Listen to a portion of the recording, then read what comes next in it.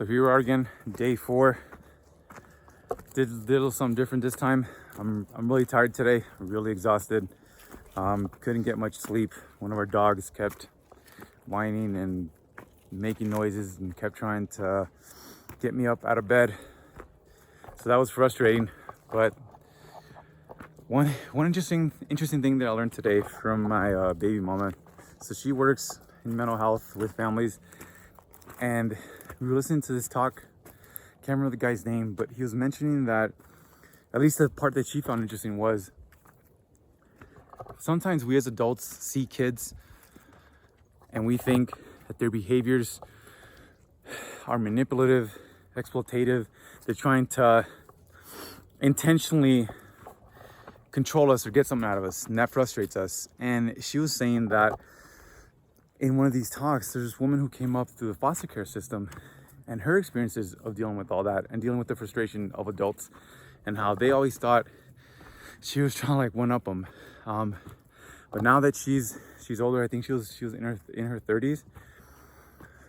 She described what it was like for her growing up as a child, and then the adult's perspective of what they thought she was doing. Shh, hey, come here. Completely different. For her, it was something about this child is not being fulfilled.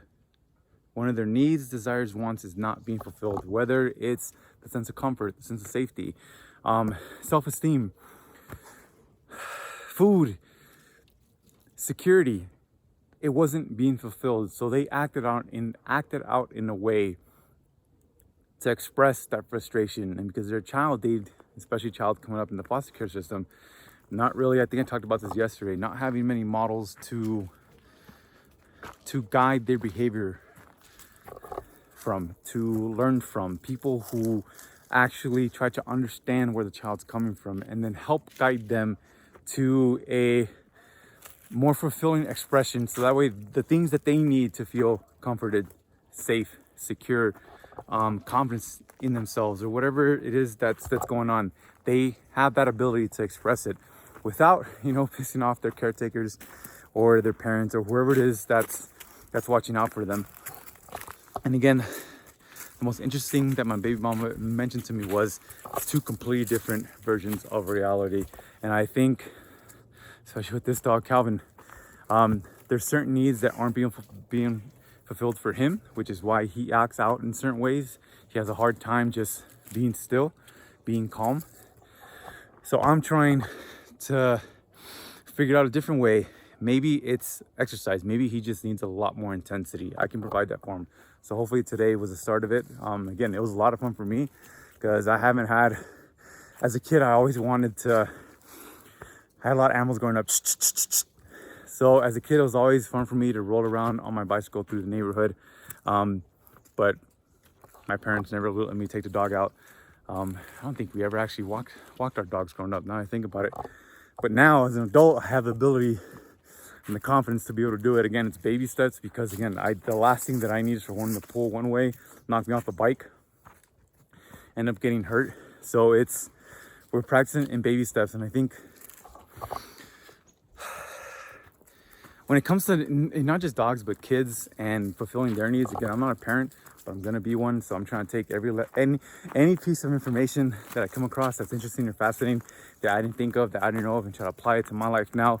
That way, when the kid does come, I have an understanding of where that kid's coming from, what needs, desires they need fulfilled, and I can try my best to go ahead and provide that kind of supportive environment to be able to do it. And these dogs have taught me a lot.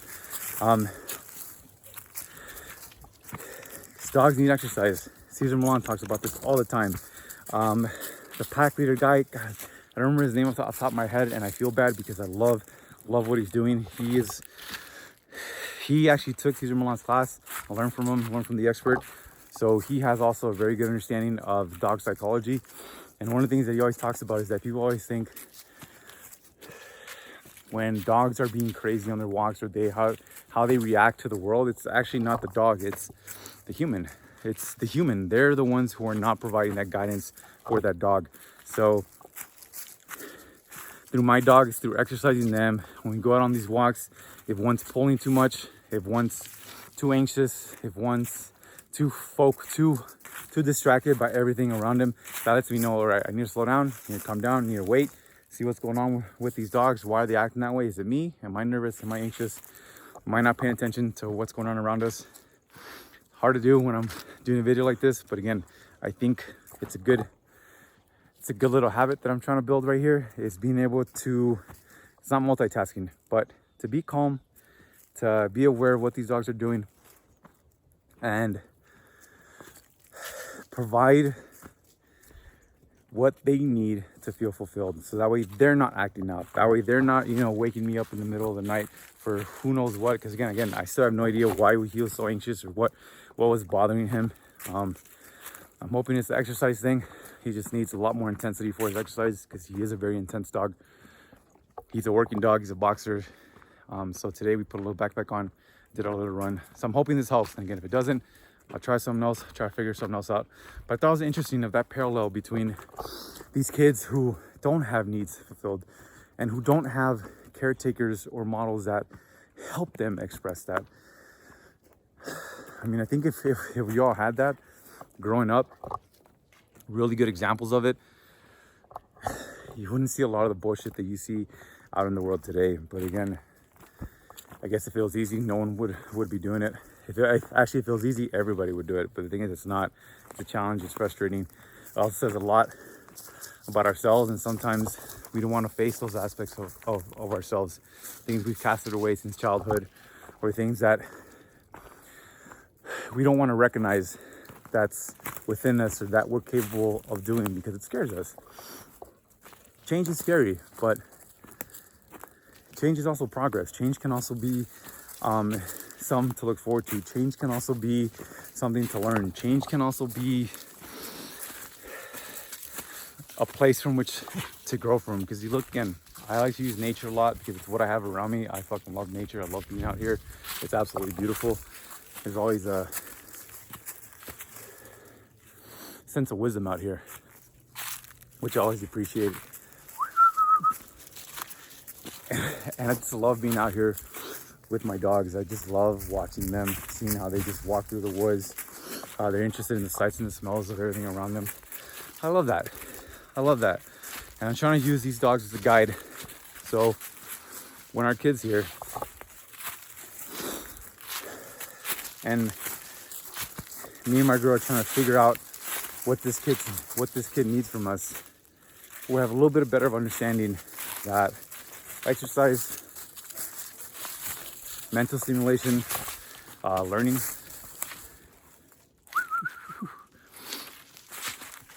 being curious about the world. I think if you got those things unlocked, everything else should hopefully come a little bit easier. I'm almost done with school. I'm so excited about this. So excited to finally take a little break from everything. This math class has been kicking my ass, but again, it's fascinating because I wouldn't be able to do what I'm doing right now, if it wasn't for all these mathematicians, ancient mathematicians, older mathematicians, still alive mathematicians, and even the mathematicians that are being born today. They're gonna be the ones pushing the boundaries of what we can do with math, how it can be applied into science, how science can take that and create value for human beings. Again, I think I still am mind blown that I get the opportunity to be able to just record a simple video like this and post it out into the universe. Maybe some people watch it, maybe they don't. That's okay. It's helping me. It's just helping me out. And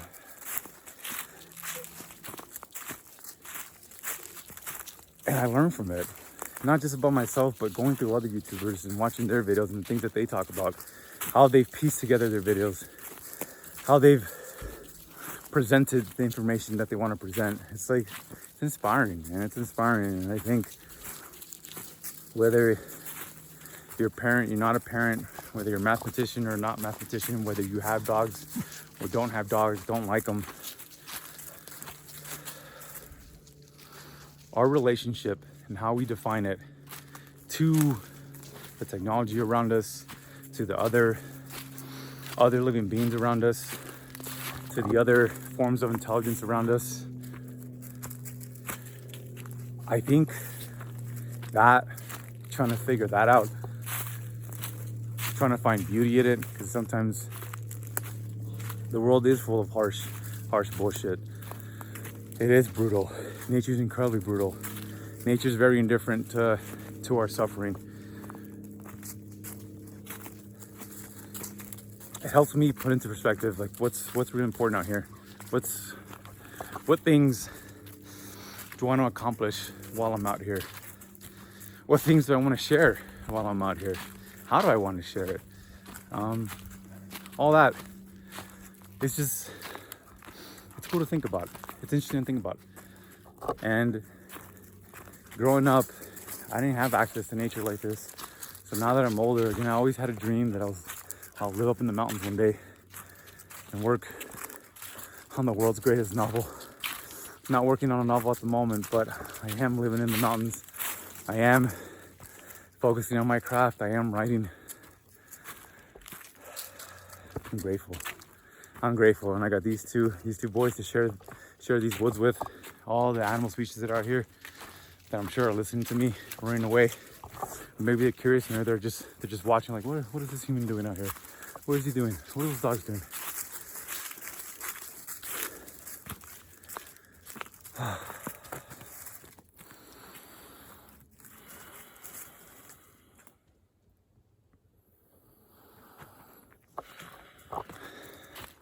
Day 4, I don't think I have much else to say.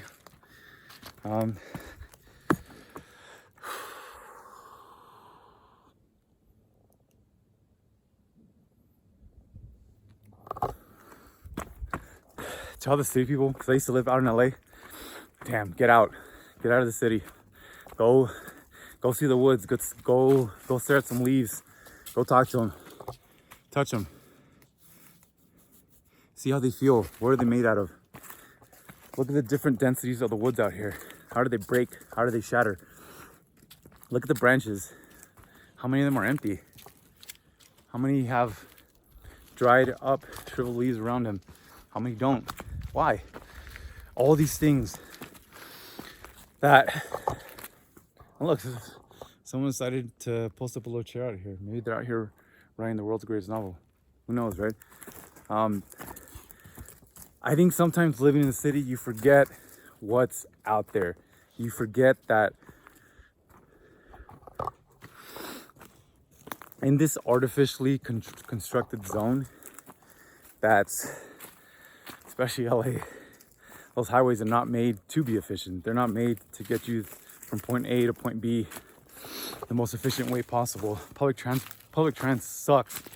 The smog, the density of people that's there. Sometimes our environment can create an atmosphere in our mind. So if you're stuck in that, sometimes it's kind of hard, really hard, to separate the noise of the environment from the noise of your own mind. But you have access to nature where it's a lot of solace out here. It's quiet, it's peaceful. It allows you to, hey Finn, let's go. Boy, come on Finn. It allows you to see what is the noise of your own mind versus noise of the environment, because there's no noise out here. There's no chatter. There's no beep, beep, beep, fuck you, all this crazy shit going on here. You can hear yourself a little more clearly, and sometimes that's all we need, to hear ourselves a little bit more clearly. Or, if we're open to it, maybe listening to what the things around us are trying to tell us. Taking inspiration from the beauty around us, if we're open and willing to see it. So again, if you're watching this, thank you. Thank you for taking your time out of your day to watch this. I'm gonna keep this at 15 minutes because, again, I know we all got busy lives out there. We all got a lot of things we gotta get accomplished and get done. And going back to helping these dogs out and their unfulfilled needs, and their unfulfilled needs. What about yours? What about your unfulfilled needs? What needs do you have that sit deep inside you and are unfulfilled. And if they're unfulfilled, why is that? Because I know sometimes I feel afraid. For a huge portion of my life, I had a lot of self-doubt that I can accomplish the things that I wanted to accomplish. I loved reading and writing since I was a kid, but I never thought I could be creative with it. I didn't know there was such thing as creative writing until I was about 23. That day on, I was just like, whoa, this is crazy. This is something that I want to keep practicing and get better at. Maybe share that with the world. The same way short stories and poetry have inspired me. Same way other people's works and books, film, art have inspired me. Just give back, pay back what those gifts have given me. And I think in our unfulfilled needs, if we really look at what we have left to fulfill, in there you can find a gift that not only helps you out, makes you feel good about what you're doing, gives you purpose, but to extend that provides value to the world. Anyways, those are just my thoughts for today. Day 4. Peace out. Finn, let's go.